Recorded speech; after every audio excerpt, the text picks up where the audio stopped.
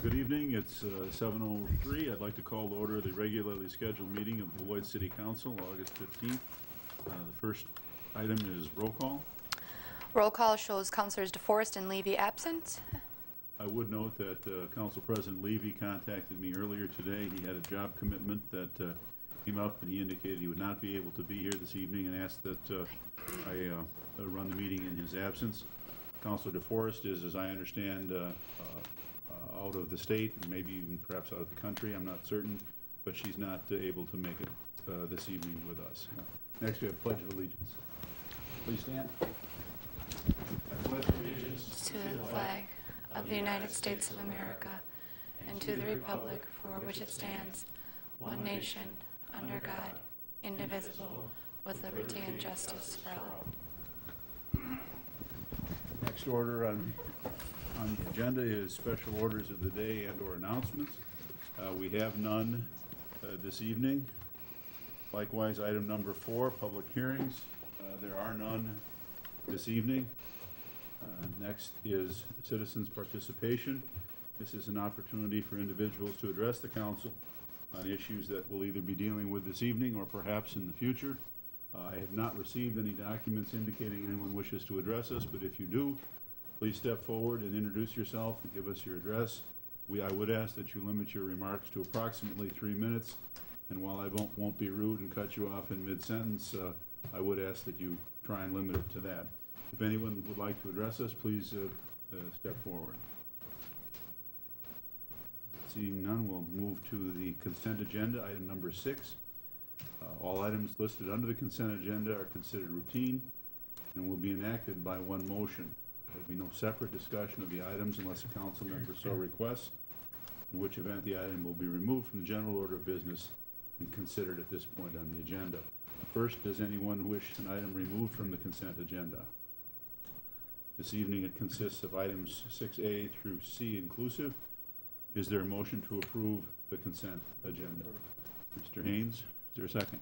Second. And Mr. excuse me, Mr. I'm not used to this heavy burden of leadership. Mr. Spretzer, excuse me.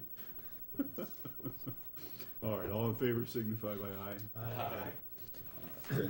All opposed? Any opposed? No. Item carries 5-0.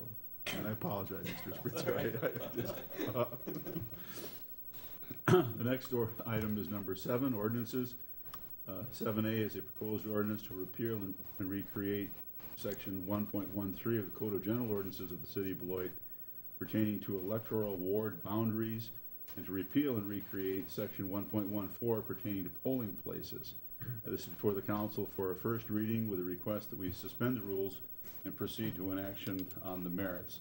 Ms. Hausman, can you explain what we're doing here and why? Sure. On July 5th, the City Council enacted an ordinance creating an electoral ward plan and establishing polling places based on Rock County's tentative supervisory district plan and 2010 U.S. Census data.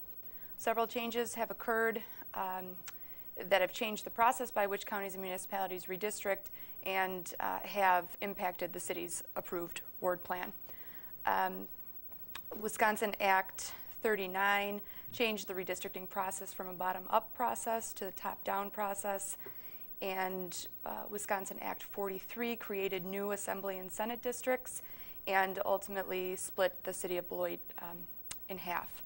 So we have, I've been working with the county to adjust some of the supervisory district boundaries to enable us to create, to change our wards somewhat, to continue having 24 wards and continue to have 9 polling places, just adjust the boundaries. So the map behind you and what was in the council packet is what I've come up with, which includes the same 9 polling places that you did approve in July, just different ward boundaries. One of our wards, Ward 8, you can see on the map is rather small. It actually does not meet the required 600 for population.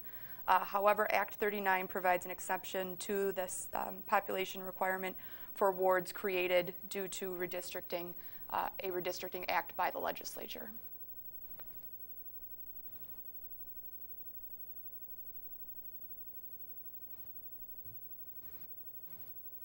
And as we also discussed on July 5th, there will be a public information piece, including a mass postcard mailing to registered voters, which will probably likely happen in early 2012, January, definitely before the February election, but we have to wait until January because of the software being updated with our new data, as well as publication and advertisements in local newspapers, the Daily News, as well as the Chronicle and La Voz, and information on the city's website. And we will be, I have budgeted for temporary workers in the clerk's office to answer phone calls and provide additional information to people when inevitably people call. Are there any questions? All right, any questions councilors may have of Ms. Hausman? Haynes? Let me get the big board here. So how far below the 600 threshold is Ward 8, to my knowledge? Let's see, I believe that information is in your packet. Let's see if I can grab it. I missed it if it's in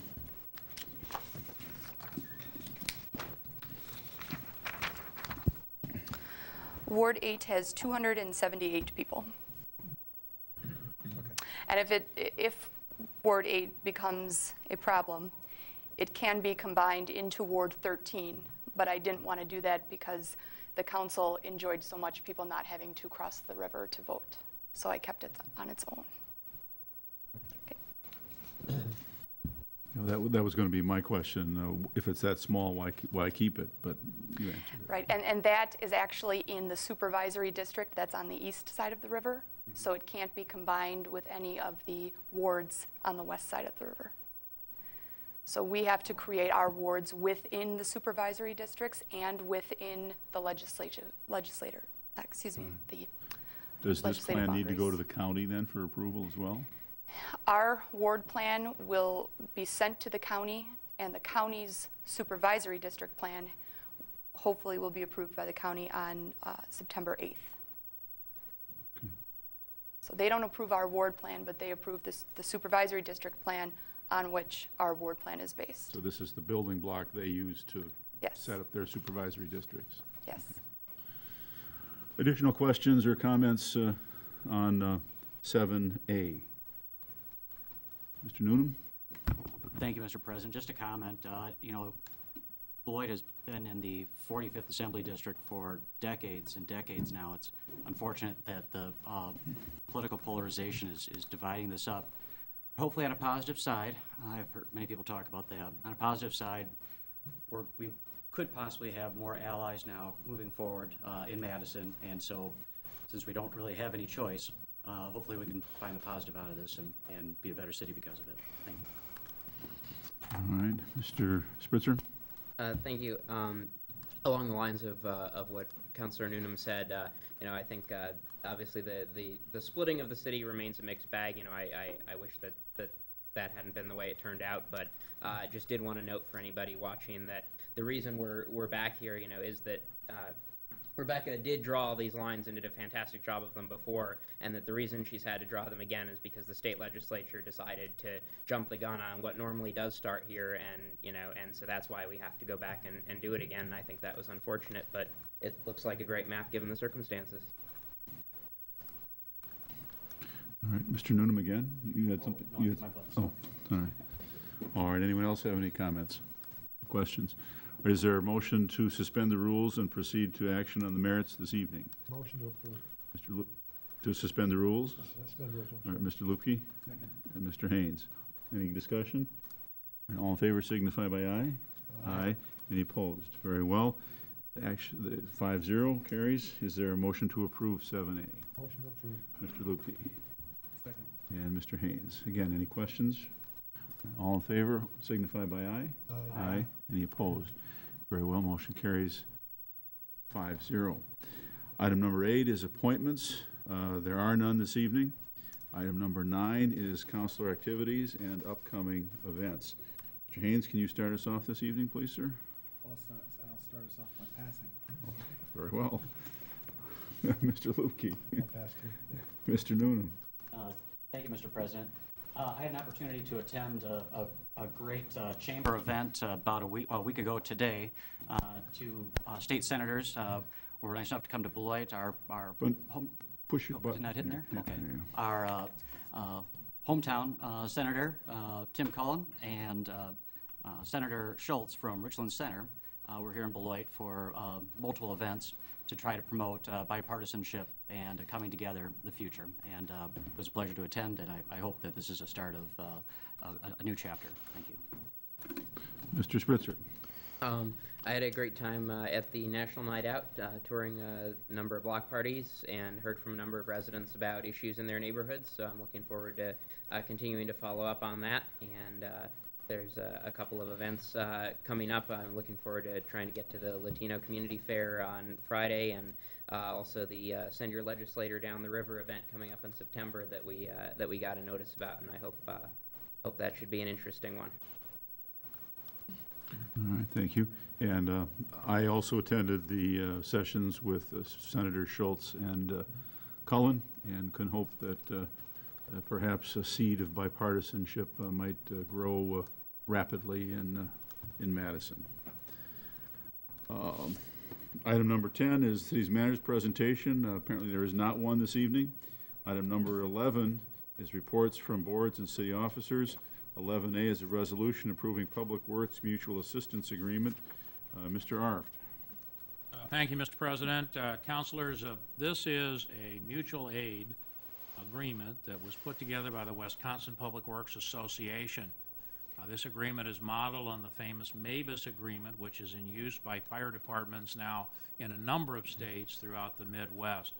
It basically creates a legislative authority, standby authority for public works departments to both lend and borrow manpower and equipment during times of emergency, very much the way police and fire departments aid each other on a more frequent basis, of course, because of the nature of their work. This particular draft, as I indicated, is modeled on the MABUS agreement and used by the fire departments. It includes the normal safeguards. The agency that is lending equipment or manpower has total control over which units and how much manpower is dispatched. The lending agency also has the ability to recall units at any time should circumstances change and that manpower equipment would be needed at home. It includes the standard liability provisions, the mutual indemnification, so units are holding each other harmless and not suing each other over events that might occur during a mutual response. And probably the most important provision for a good mutual aid agreement is it includes a provision that employees always remain the employee of the original agency, meaning that they're always covered by their workers' compensation protection and their various pension and other employment protections that are a part of their basic job agreement. With that, by way of overview, Mr. President, I'd be happy to answer any questions. We obviously are recommending council act favorably on this particular item this evening. All right, thank you, Mr. Arft. I would start off with a question. What other municipalities are in this agreement already? And is it prospective, the rest of them in our immediate area are going to join it, or are they in it already, or where are we at with numbers? I don't have the exact list of how many jurisdictions have executed to date. I know there are several. The Public Works Association is anticipating that most of the major jurisdictions in the state will execute the agreement over the next several months. It's hard for me to say about some of the towns or smaller villages that have limited capacity. I don't know how many of those might ultimately execute it, but it is envisioned that it will be in effect statewide. And does it include anything in the northern Illinois communities? Not at this time. This is strictly state of Wisconsin. All right, additional questions or comments from other counselors? All right, is there a motion to approve Motion to approve. 11A? Second. Mr. Lubke, Mr. Spritzer, any additional counselor questions or discussion? I would have one point that I would want to bring up and make. It's wonderful and to vote for it. It's good that we can cooperate and share resources in emergencies. I look forward to a time when we can cooperate and share services in times that are not emergencies.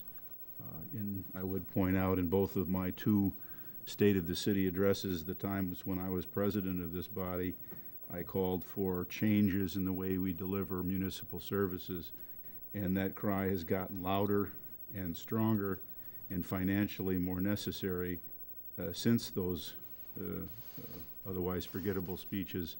And I would call on our neighbors to recognize that the times they are changing and reach out in a significant way to find better ways and cheaper ways to deliver municipal services, this being one of them. All right, I'll call the question. All in favor signify by aye. Aye. Those opposed? Very well. Motion carries 5-0. 11B is a resolution awarding contract C11-25 in reference to renewable energy systems. Ms. Jacobson. Good evening. Last fall, a few months before I came to Beloit, the city contracted with Shaw Environmental to carry out an energy audit of city facilities. Within their audit, Shaw provided the city with recommendations for several things, but it also included a few renewable energy demonstration projects. Since that report came out, the city followed up on almost all of the recommendations and initiated several improvements, which you've probably all heard about. As far as the renewable projects, those took a little bit longer. In January, the council was briefed regarding the two possible solar projects on both City Hall and Station 1. With your consent in January, the city consulted with Shaw again to put together the specifications for those two solar projects. When Shaw was here, we had obviously one of our city engineers, Andy Hill, supervise Shaw when they were on site. The bid documents for these two projects were published on June 15th, and the report in your packet summarizes the 6 bids that the city received. You'll see that only 2 of the 6 companies bid on the fire station solar thermal hot water system. Upon speaking with Andy Hill, he indicated that a number of factors challenged the site location for that technology. Some of the challenges included the slope of the roof and the recirculating hot water system, which isn't consistent or compatible with a solar thermal hot water system. So with that in mind, you'll only vote on the solar photovoltaic cells on City Hall this evening. As stated in the report, adequate funds are available in both the Eco-Municipality Capital Budget and the Energy Efficiency and Conservation Block Grant Fund. The Department of Energy Block Grant funds will be spent first because we've had those for a while and they will expire. So that's all I have. All right, questions of Ms. Jacobson? Mr. Spritzer? Could you just walk briefly through why the one for the fire station didn't work out in a little bit more? Sure, I figured you guys were going to ask me that. I spoke with Andy at length, and he said that the roof lines run north-south, which would make the installation on a sunny slope virtually impossible. Also, the section of the roof which does face the sun is slightly shaded by the neighbor's trees, and that's not something that we couldn't deal with now, but we'd constantly be essentially asking the neighbor to cut this tree down or at least trim it. Also, the hot water system in Station 1 is recirculating rather than, sometimes you'll see, the hot water system which just holds the hot water and then is used as needed. And so what we'd be doing is sort of fighting a continual battle. We'd continually be heating water that's recirculating and essentially losing its heat, so it's not going to be consistent with this type of technology. Can you outline for the public the sources of funding for the project here at City Hall? Sure. The first source, which I mentioned, is the Department of Energy Block Grant, which we actually received well before my time at the city, and it just hasn't expired. Right now, that's a 2-part grant, and the half that we have left for this solar project is about $35,000 or $36,000, I think it was. And then the city's actually bonded money the past several years and earmarked it for energy efficiency programs, and just now we're finally rolling out with the program. So there's money from 2009, which will be spent second after the grant, and then there's 2011 money as well in the capital improvements project. And is there potential for recovery of additional grant monies once the project is approved? Yeah, I think that the next question you'll probably ask me is when will this be initiated, and that is some paperwork that needs to be done in the meantime, and certainly I'm going to contact Focus on Energy and any other initiative that may be available in the state. Sometimes, it's not worth looking for that money unless you have a project. So certainly I've had my feelers out, but we're going to look for as much as we can in the meantime. And you've indicated this is a, quote, demonstration project. What does that mean? Who will it be demonstrating to and for what purpose? Sure.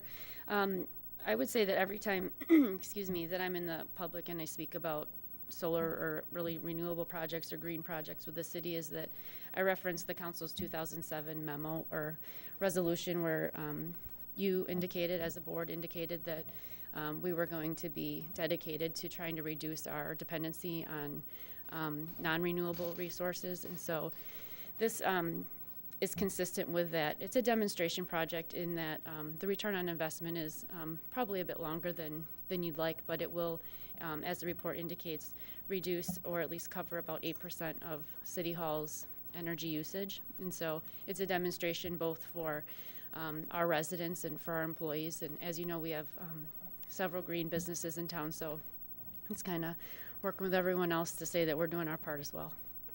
All right, additional councilor questions or comments? Mr. Spritzer, you had another one? Just regarding the specific company that's doing this, do they have experience in this line of work? Do you give any sense of how much they've done with solar panels? It's Carroll Electric, and I can't speak to them. I don't really, this isn't my forte per se, but certainly they've been considered from engineering a responsible bidder, and so we would never move forward with somebody that's not. So I'm confident that they are, but I just can't speak to that personally.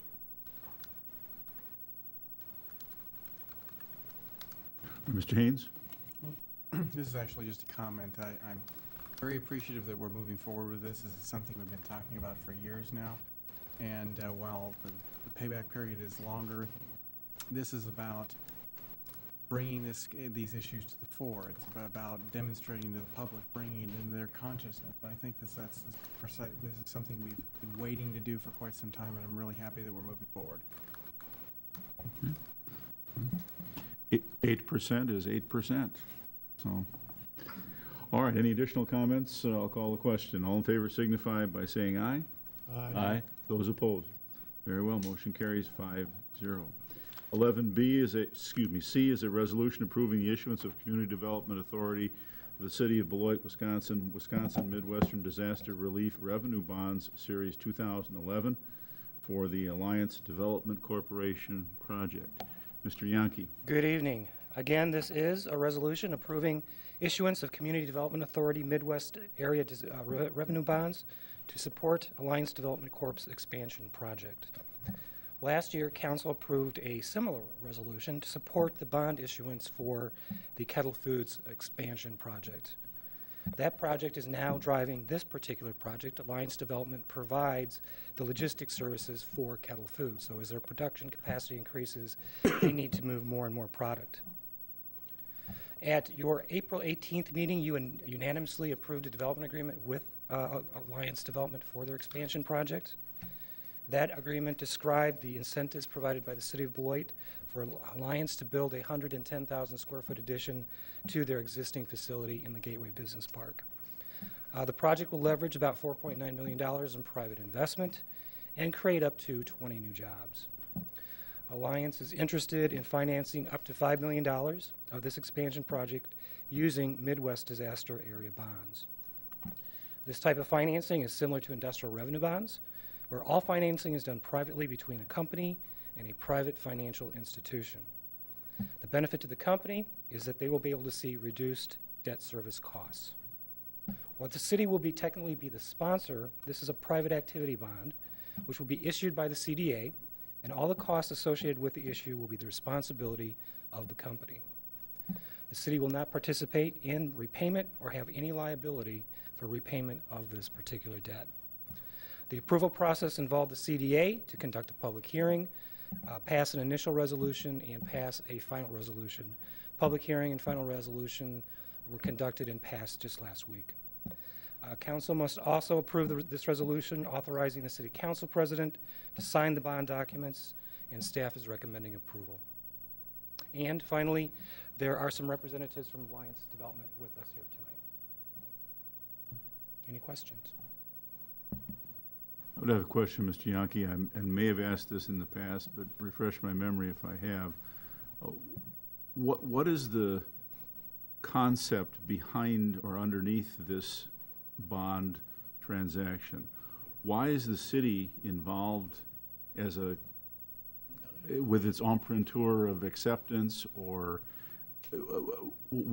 and why does that result in a lower interest rate for the private parties? Why are we in this? Well, I think our primary motivation is the way the statutes were created to create these particular tools.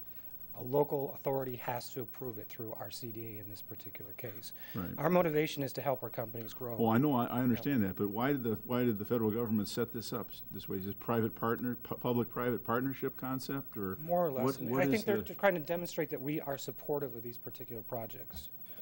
It's both that we are supportive of the project and also that there's an element of local control so that the federal government would not be coming into your city and granting bonds to various enterprises, various businesses that the city council might find objectionable, that you might not want to be expanding or growing in your city. So the purpose here is to give the local governing boards some input into projects that are ultimately approved. But as Andrew indicated, the bonds are non-recourse, so there is no liability and no recourse back onto the city government. This transaction is between the bond buyer and the company, period. And they're responsible, the company is responsible for all the debt service. But by using these tools, they can borrow money a lot cheaper than they can borrow money in the marketplace. It makes these kinds of development, job creation projects a lot cheaper and a lot more practical to get them done. And that's why the city tries to bring these tools, make these tools available to our local businesses whenever we can. One of the pools of money ran out at the beginning of this year. This pool apparently hasn't been exhausted yet, but is there a subsidy somewhere in here? Why is the interest rate lower? Just because of the structure here? Is there something else here? Tax exempt. Okay, okay. All right, in view of the additional questions, Mr. Noonan. Thank you, Mr. President. First, I'd like to thank Alliance Development and the representatives that are here tonight. Welcome to the council chamber. We appreciate your, once again, reinvesting in our community and creating up to 20 jobs. Certainly, we all know in this economy, we are more than appreciative, and we're thankful that we have an opportunity to do something to help facilitate this growth for your company. And we hope you many more great, successful years and hopefully many more developments in our community. For Mr. Yankee, I had a question. So for these Midwest disaster area revenue bonds, this has obviously been a proven vehicle for us to create jobs. How much more will we be able to leverage and offer through these development partners? Well, there's a finite number of credits that are available out there. There's still some. Typically, because there's a lot of cost in putting these packages together, you have to hire bond counsel. Typically, you're looking at projects that are a minimum of $1 to $2 million. So, and again, it's not so much the job creation, that's just kind of the extra benefit that we get out of these projects. It's really a financing mechanism. But there are still additional funds that are available There to are. keep this vehicle Yes. that we can leverage. Yep. Okay, that's great news. Thank you. All right, additional questions, comments? Is there a motion to approve 11C? Motion to approve. Second. Mr. Noonan, Mr. Lubke? Again, any additional questions or comments? All right, all in favor signify by aye. We will need a roll call vote for this. Oh. Thank you, Ms. Hausman. A roll call vote is necessary. Haynes, Aye. Van de Bogart, Aye. Lubke, Aye. Noonan, Aye. Spreitzer. Aye. Thank you. Very well, motion carries 5-0. Next item is 11D. It's a resolution authorizing the city manager to enter into a second amendment to the development agreement with Carey Inc. Mr. Yankee? Carey Ingredients and Flavors opened their new customer service center here in the city of Beloit back in just 2009. The facility itself includes their corporate headquarters, administrative center, and pilot manufacturing plant. The initial development was an investment of over $44 million, And as of today, 643 people work at the facility. And the facility was designed to accommodate future expansions. Cary is currently interested in consolidating its internal service operations, currently located throughout the existing facility. They'd like to build a new 29,000 square foot addition that would be built at the southwest end of the pilot plant, and then they'd be consolidating their service people into that facility. The space that would be vacated by those providers, those service providers, would be remodeled for additional labs and support activities relating to a new flavor and pharmaceutical operation. Cary made the decision to locate this expansion in Beloit after conducting a location search. They looked at several locations, including locations outside of the United States. Capital investment for the project is estimated $8 million. The project will create 47 new jobs. They hope to begin construction on or before September, and they hope to complete construction by July of next year. To support the initial Cary Center project, the city offered a TID, financed pay-as-you-go direct developer incentive.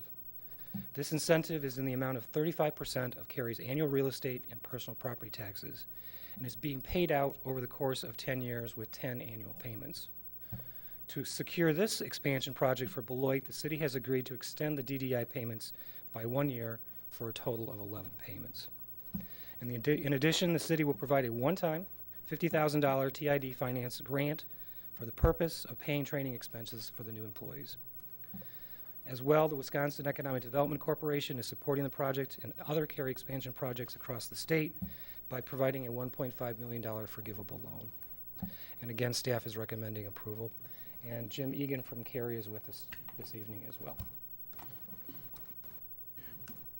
All right, Counselor, questions or comments of Mr. Yankee? I have a question, Mr. Yankee. What are the terms of the forgivable loan from the state? I do not have that in front of me, but typically what they do is it becomes unforgivable if they don't meet their performance requirements for job creation and job retention. So it very specifically outlined in the offering letter how many jobs they had to retain through what period of time and how many new jobs they would create by a certain date. If they don't meet those goals, the loan becomes a typical loan and it's not forgiven. All right. Mr. Noonan? Thank you, Mr. President. Welcome, the esteemed Mr. Jim Egan. I've had the pleasure of sitting on the Board of Directors for the Downtown Beloit Association, I think it was, with Jim. It was a pleasure working with him, and it's a pleasure to continue to work with you here through the city, and we're very appreciative of Cary's continued reinvestment in the community. These 47 jobs make a big difference for everybody in the community, and each of these developments that are now going to take place in our community, thanks to this private investment, is going to create additional construction jobs. And at this point, Beloit needs to continue to do everything that we possibly can. And I'd like to thank Andrew and the city manager for their stewardship in trying to push forward as many projects as we can in these tough economic times. And but most importantly, we appreciate your investment in our community and your commitment. Thank you. Mr. Spritzer? Thank you. I think this is really exciting that that Cary's doing well enough to be able to do this. I think it's great that this is the second example tonight of a Beloit company that's able to be expanding right now despite tough times, and this agreement just seems common sense because the payments will be covered in a relatively short time from the added increment in the TID. And I just want to say that I hope that as always that the city and Cary do everything possible to encourage people who get these new jobs, if they don't already live in Beloit, to locate to this area and make sure that we market living in Beloit as well as we possibly can. Very well. Mr. Lupke? Jim, I too, on behalf of the taxpayers of Beloit, want to thank you and Cary for bringing about 700 jobs to Beloit, and hopefully that'll continue to grow. And it's just a source of pride whenever I come in on 43 or I-90 and I see that beautiful building out there. And so thank you again. All right. Any other additional questions or comments? Is there a motion to approve 11D? All right, Mr. Haynes? Second. And Mr. Noonan. Again, any additional comments or questions? I know Mr. Egan also. I don't have to talk about it, but all right. I'll call the question. All in favor signify by aye. Aye. Those opposed? Very well. Motion carries 5-0. Is there a motion to adjourn? So moved. Mr. Spritzer. And a second? Second. Mr. Lupke. All in favor signify by aye. Aye. We are adjourned. Thank you.